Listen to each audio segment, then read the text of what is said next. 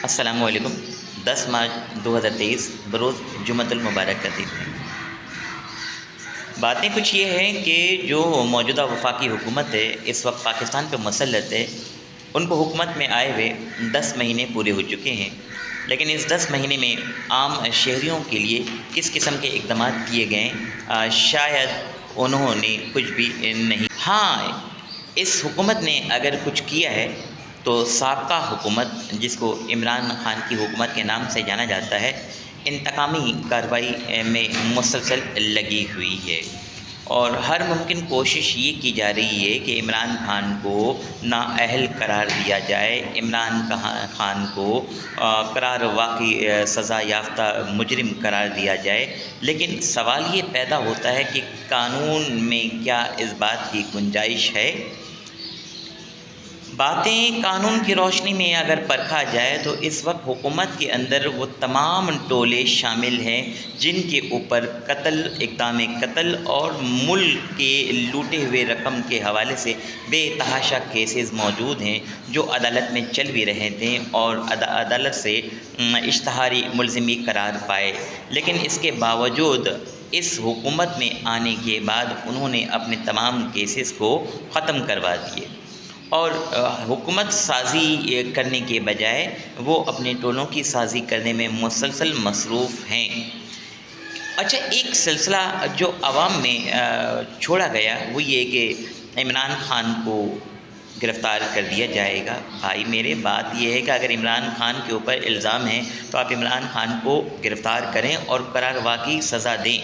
لیکن اس سزا کو دینے سے پہلے عام شہری ہونے کے ناطے سے ایک اپیل یہ بھی ہے کہ عمران خان کے حکومت میں آنے سے پہلے زرداری حکومت میں، پی پی پی کی حکومت میں، اور اس سے پہلے کی حکومت میں، 2010 کی حکومت میں، 2018 کے درمیان، 2016 کے درمیان اور 2008 کے بعد جو کیسز بنائے گئے تھے، کیا ان کو سزا نہیں دیا جائے گا؟ سوال یہ بھی پیدا ہوتا ہے کہ مشرف صاحب اب اس دنیا سے چلے گئے ہیں۔ مشرف صاحب کے ساتھ جو بھی واقعات رونما ہوئے، خیر وہ اللہ کو اب پیارے ہو گئے، لیکن ان کے دور حکومت میں جو ایف آئی آر کٹی گئی، کیا ان کے خلاف کارروائی ہوگی؟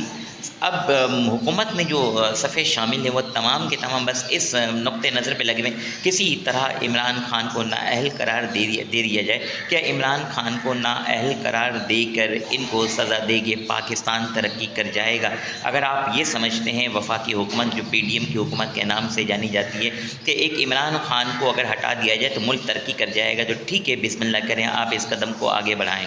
لیکن سوال پھر یہ بھی پیدا ہوگا کہ آپ کے اس اقدامات سے کیا ماضی میں جتنے بھی ایف آئی آر لانچ ہوئے اور جس قسم کے الزامات تھے موجود، ملک سے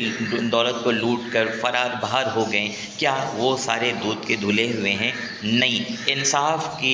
پٹری پر رکھ کر فیصلہ کرنے کی ضرورت ہے، اور عدلیہ کو اپنے کردار کو ادا کرنے کی ضرورت ہے، اور ہماری حساس ادارے جو ہیں، چاہے وہ حساس ایجنسیوں کے حوالے سے ہو، چاہے انٹرنیشنل لیول کے اوپر ہو، آئی ایس آئی کے حوالے سے ہو، ان کو ایک ایک لمحہ، ایک ایک چیزوں کا بخوبی علم ہے کہ ملک کے لیے وفادار کون ہے اور ملک کے لیے غدار کون ہے۔ وہ اپنے فیصلے کو درست سمت میں گامزن کرتے ہوئے پاکستان کو آگے لے کے جانے کی کوشش کریں، نہ کہ شخصیت کو آگے لے کے جائیں۔ شخصیت کو آگے لے کے جانے سے سوائے اپنے اوپر داغ کے اور کچھ نہیں ملے گا۔ میں گزارش کرنا چاہوں گا اپنے حکام بالا سے درست سمت میں فیصلہ کریں اور عوام کو اس کا خلفشار حالات سے نکالنے کے لیے اپنا کردار ادا کریں۔ شکریہ، اللہ حافظ۔